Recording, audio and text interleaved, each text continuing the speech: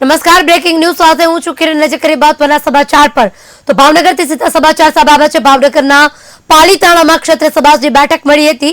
ક્ષત્રિય સમાજને મનાવવા માટે દિગ્ગજ નેતાઓ મેદાનમાં સરવૈયા ફોર્મ ખાતે બળી ક્ષત્રિય સમાજના આગેવાનોની બેઠક। ભાજપના દિગ્ગજ નેતા ભૂપેન્દ્રસિંહ ચુડાસમા અધ્યક્ષતામાં બેઠક યોજાઈ હતી। બેઠકમાં મોટી સંખ્યામાં આગેવાનો પણ હાજર રહ્યા। 2 દિવસ પૂર્વે સીઆર પાટીલ દ્વારા પણ યોજાઈ હતી બેઠક। ક્ષત્રિય સમાજની બેઠક યોજાઈ હતી। તમામ દિગ્ગજ નેતાઓ છે તે તેમને મનાવવાના પ્રયાસ હાથ ધરી રહ્યા છે, પરંતુ ક્ષત્રિય સમાજ એકનું બેન તમારું નામ નથી લઈ રહ્યું। પોતાના નિર્ણય પર મક્કમ છે। ભાજપ વિરુદ્ધ મતદાન કરશું તે નિર્ણય પર મક્કમ છે। ભાવનગરમાં પાલીતાણા ક્ષત્રિય સમાજની બેઠક મળી। ક્ષત્રિય સમાજના મનાવવા માટે દિગ્ગજ નેતાઓ મેદાને ઉતરી રહ્યા છે, સતત મનાવવાના પ્રયાસ કરી રહ્યા છે, પરંતુ સંમેલન મહાસંમેલન વધતું જઈ રહ્યું છે। મનાવવાનું જે દોર છે તે પણ શરૂ છે। આ તરફ ચૂંટણી નજીક આવી રહી છે, વિરોધ યથાવત છે। આ સાથે જ જે સંમેલનો યોજાઈ રહ્યા છે તેમાં પણ મનાવવાના દોર પણ વધી રહ્યા છે। તો પણ હવે ક્ષત્રિય સમાજ પોતાના નિર્ણય પર અડગ છે। કોઈ પણ રીતે કોઈ પણ ભોગે તેઓ માનવા તૈયાર નથી। નેતાઓ મેદાનમાં સરવૈયા ફોર્મ ખાતે બળ્યા હતા। ક્ષત્રિય સમાજના આગેવાનોની બેઠક ભાજપના દિગ્ગજ નેતા ભૂપેન્દ્રસિંહ ચુડાસમાની અધ્યક્ષતામાં આ બેઠક યોજાઈ હતી। બેઠકમાં મોટી સંખ્યામાં આગેવાનો પણ હાજર રહ્યા। 2 દિવસ પૂર્વે સીઆર પાટીલ છે તેના થકી પણ બેઠકનો દોર શરૂ છે। અગાઉ ગૃહમંત્રી હર્ષ સંઘવી પણ તેમને મનાવવા ગયા હતા। પુરુષોત્તમ રૂપાલાએ પણ 3 થી 4 વાર તેમની માફી માંગી છે, પરંતુ ક્ષત્રિય સમાજ છે તે પીછેહટ કરવા તૈયાર નથી।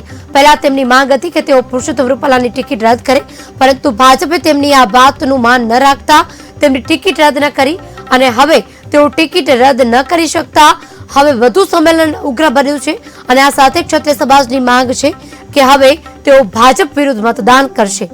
તો ભાજપ વિરુદ્ધ મતદાન કરવાના સંમેલનો ચાલી રહ્યા છે, ભાજપ વિરુદ્ધ નારાઓ ચાલી રહ્યા છે, ક્ષત્રિય સમાજને મનાવવાના દોર પર ચાલુ રહ્યા છે। ત્યારે જોવાનું રહ્યું કે માત્ર 2 જ દિવસનો સમય છે, જો આ 2 દિવસમાં ક્ષત્રિય સમાજ માને છે કે નહીં। જો નહીં માને તો તેની ચૂંટણી પર કેવી અસર થાય છે તે પણ આગામી દિવસોમાં જોવા મળશે।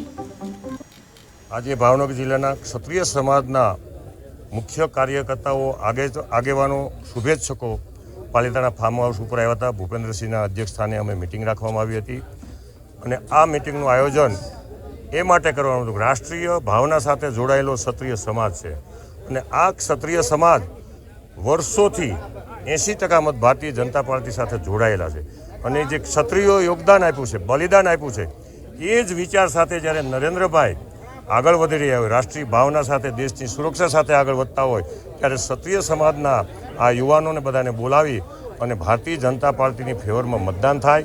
સામાજિક લડત ચાલે છે, એમાં લાગણી દુભાણી છે, એ વિષય પણ સાચો છે। એમાં હું પણ એ જ સમાજમાં થાઉં છું, મારી પણ લાગણી દુભાણી હોય, પરંતુ જ્યારે નરેન્દ્રભાઈ રાષ્ટ્રની સુરક્ષાની બાબત હોય, રાષ્ટ્રની રક્ષાની બાબત હોય, રાષ્ટ્રની ધાર્મિકીય બાબત હોય, તો આ દરેક ક્ષેત્રમાં નરેન્દ્રભાઈનું યોગદાન છે।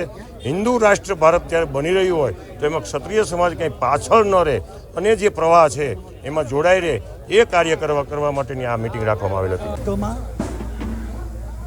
અમે રામ મંદિર 370, 3 તલાક, સમાન સિવિલ કોડ આ વાત લઈને નીકળ્યા। અમને દેશના બધા જ વર્ગોનો સાથ સહકાર ન મળ્યો, પરિણામે અમે એ સિદ્ધ ન કરી શક્યા, પરંતુ આ વાતને સમજીને 19માં બધા સમાજનો અમને સહકાર મળ્યો।